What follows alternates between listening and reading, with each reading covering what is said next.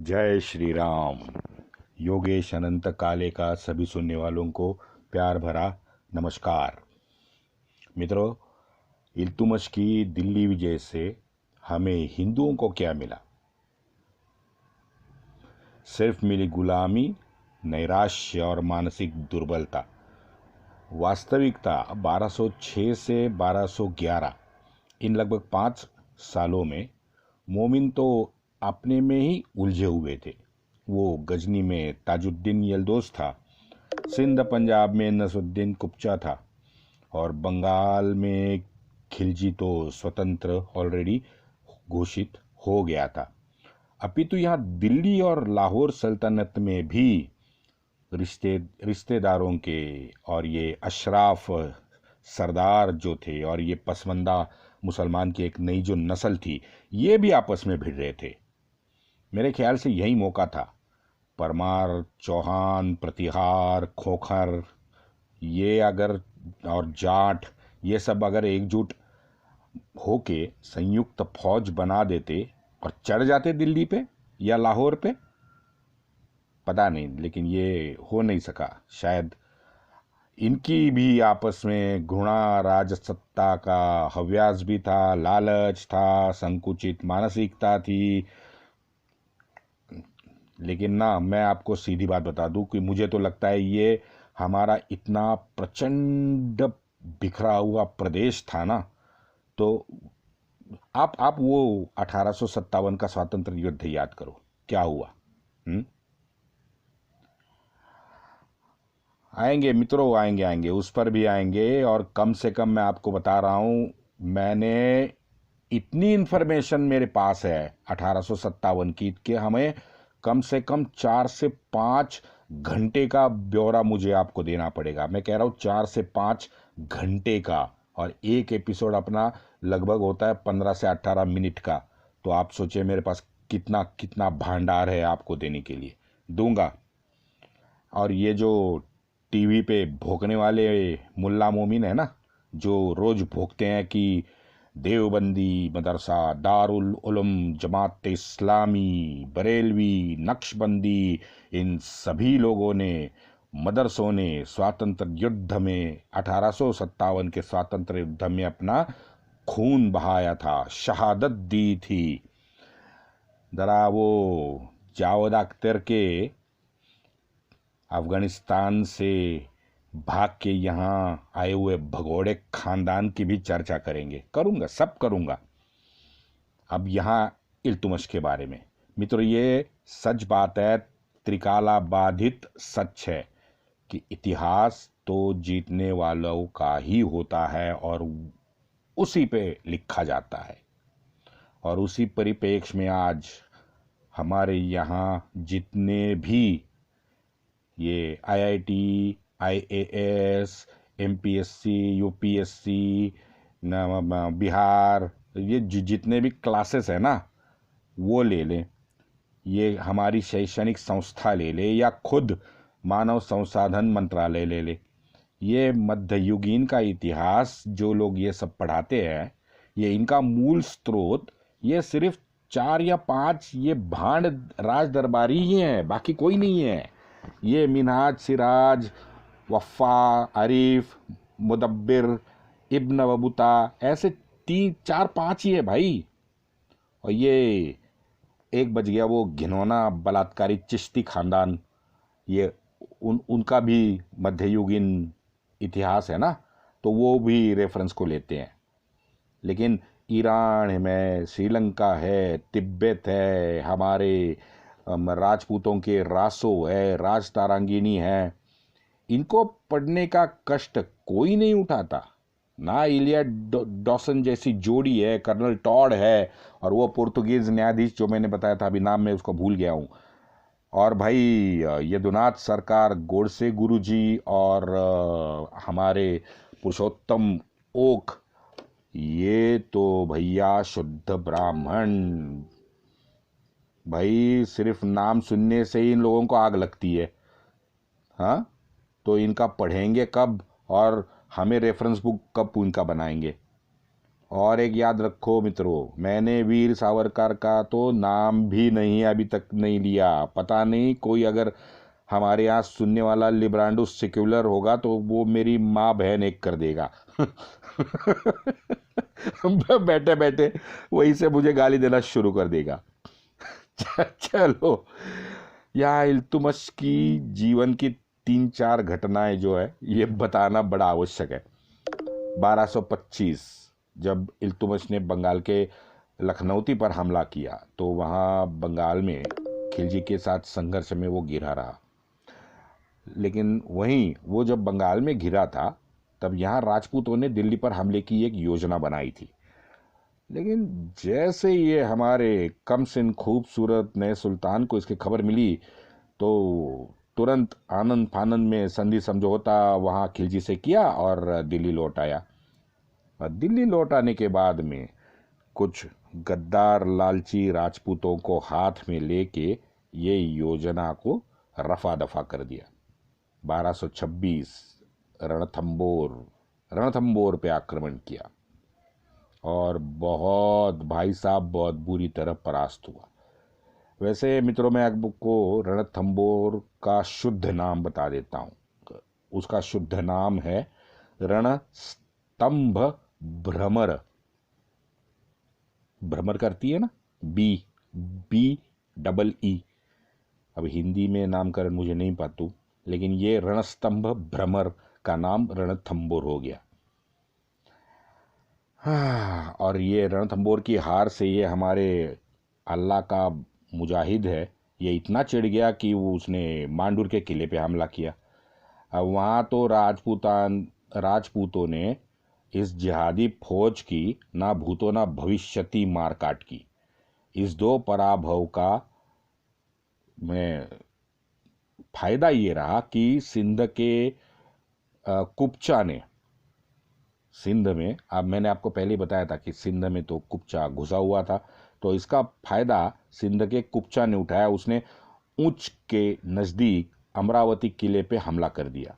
1228 में तकरीबन 3-4 महीने के बाद में इल्तुतमिश ने ऊंच, अमरावती और भक्कड़ ये तीनों जीत लिया। अब जाहिर है घनघोर युद्ध तो हुआ ही होगा, तभी तो कुपचा ने सिंधु नदी में छलांग मारकर अपनी जान दे दी थी।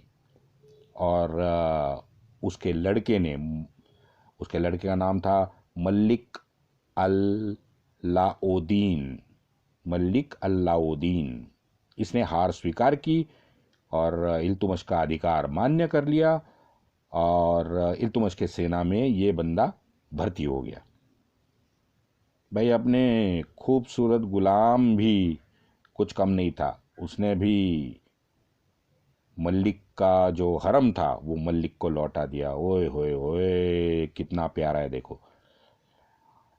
इस घमासान से घबराकर सिंध और पंजाब के छोटे मोटे जितने भी मोमिन जिहादी जानवर थे ना, सरदार, सब ने इल्तुतमिश के साथ संधि कर ली। और सबसे आखिर में देवल उसके हाथ आया, कराची। देवल का पुराना नाम है कराची। उसके हाथ आया और अपना गुलाम सुल्तान अगस्त 1228 में दिल्ली लौट आया। लेकिन इसके बाद उसकी जो कीर्ति थी वहाँ तुर्कस्तान में खलीफा तक पहुंची। और क्यों ना हो भाई, सुन्नत की राह पे चलने वाला, दारुल इस्लाम बनाने के लिए युद्ध करने वाला और काफिर शिर्क करने वालों को काटने वाला खलीफा और उसकी उम्मियत की आंखों का तारा बनना स्वाभाविक था। खलीफा ने तुरंत घोषित कर लिया कि इल्तुतमिश को मिन्हाज उस सिराज से नवाजा जाए। खलीफा खुद नागौर आया। देखो, ओए होए होए होए, बाप रे। तो जैसे इसका वर्णन मिन्हाज ने, ये भांड राज दरबारी ने अति उत्साहित और हर्ष में किया है कि नागौर जैसे ठहर गया था, हर नागौर वासी ईद मनाने लगा। खलीफा का नागौर आना उनके लिए स्वप्नवत था। इल्तुतमिश, उसका परिवार, तुर्की चहलगान के 40 मोमिन सभी को 1229 में सोमवार को खलीफा ने सम्मानित किया और उनको ऊंचे ऊंचे तोहफों के साथ विदाई दी। अद्भुत नजारा, यही नजारा दिखा था जब नबी ने बनु कुरैज़ा के इस जू कबीले के 800 पुरुषों को काट डाला था। इस सम्मान से इल्तुतमिश का हरा खून फिर से डबल स्पीड में दौड़ने लगा। उसने बंगला आक्रमण का ऐलान कर दिया, लेकिन आए रे मेरी किस्मत, साला अल्लाह यहाँ भी रूठ गया। तो बंगाल में 1230 में ये मल्लिका उद्दीन जानी, उसने इल्तुतमिश को पटक दिया और मार खा के ये हमारा खूबसूरत सुल्तान वापस दिल्ली लौट गया। लखनऊती तो जानी ने बचा ही ली थी। अब ये हमारा खूबसूरत गुलाम ग्वालियर की तरफ घूमा और ये अपना हरा काला मुंह जब उसने ग्वालियर की तरफ मोड़ा, तब वहाँ 1233 में हिंदू राजा था बासिल पुत्र मलिक देव। आपको पता है क्या है, अल्लाह तो रूठ गया है। तो हमारे खूबसूरत हसीन कमसिन गुलाम सुल्तान का पिछवाड़ा लाल हो गया। तो लाल हो गया तो वो निकल पड़ा भीलसा शहर। भीलसा और भोपाल के किले पर उसने हमला कर दिया। मिन्हाज सिराज ये लिखता है कि धन्य हो इस अल्लाह के बंदे मोमिन की, इस शहर में यानी भिलसा में, इस शहर में 300 साल पुराना मंदिर और उसके बुत को गिरा के जमीन दोस्त कर दिया तथा इस मंदिर का नामो निशान मिटा के दारुल इस्लाम को कायम किया। इसके बाद ये गुलाम उज्जैनी गया। अब भाई क्या करता, कुरान का तो फरमान है पूरे संसार में बस अल्लाह ही अल्लाह है। हाँ, ला इलाहा इल्लल्लाह मोहम्मद है ना, पढ़े है ना, बाकी सब काफिर और ये बुचकन है, बुतपरस्त को, उन लोगों को नष्ट करना मोमिन का तो कर्तव्य है। तो हमारे गुलाम ने महाकाल पे हमला किया।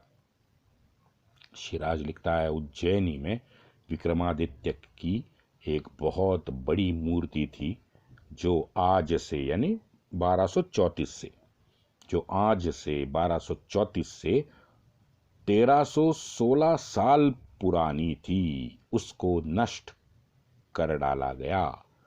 महाकाल मंदिर का प्राचीन शिवलिंग और कुछ तांबे की प्रतिमाओं को इल्तुतमिश उठा के दिल्ली ले गया, उनको खंड खंड किया। और अब मस्जिद का तो पता नहीं, लेकिन दिल्ली में कि कौन सी एक मस्जिद के पायदानों पे इन सबको गाड़ डाला है। अब वो कुव्वत इस्लाम है, जामा मस्जिद है, या नज़दीक की 2-4 कितनी मस्जिदें हैं साला पता भी नहीं चलता। तो लेकिन आज भी शायद किसी मस्जिद के पायदानों के नीचे ये खंड खंड किया हुआ शिवलिंग और तांबे की प्रतिमा गड़ी हुई मिलेगी हमको। हमारे सभी ये सिक्युलर परम प्रेमी और शांति प्रिय इस्लाम प्रेमी जितने भी ये मस्जिद में जाते हैं ना दिल्ली में सेल्फी लेने, तो याद रखना कहीं इन पायदानों के नीचे हमारा खंडित शिवलिंग भी मिल जाएगा। वैसे बताओ, ये साला जामा मस्जिद भी मंदिर तोड़ के ही बनाई गई है और ये लिखित स्वरूप में इसके प्रमाण हैं। वहाँ उज्जैनी में सिर्फ ये शिवलिंग नहीं खंडित किया, वहाँ ऋषि सांदीपनि का आश्रम भी था जहाँ भगवान श्री कृष्ण गए थे, वो सांदीपनि का आश्रम। और ये कवि जो है भ्रातृहरि, उनका मठ भी उसने पूरा का पूरा तबाह कर दिया। उज्जैन के बाद बयाना पे उसने हमला किया। अब कोई 2-4 भांड है वो लिखते हैं मुल्तान है, कोई लिखता है बयाना पे, लेकिन ये 2 जगह पे जब वो हमला करने गया तब वो बीमार पड़ गया और अंतिम सांसें लेने के लिए दिल्ली लौटा। अप्रैल 1236 में ये मर गया। मेहरौली के ध्रुव स्तंभ परिसर में, जहाँ उसके आका ने, मालिक ने विष्णु मंदिर सहित 27 मंदिर तोड़े थे ना, उसी में एक मंदिर के नीचे उसको गाड़ दिया गया है।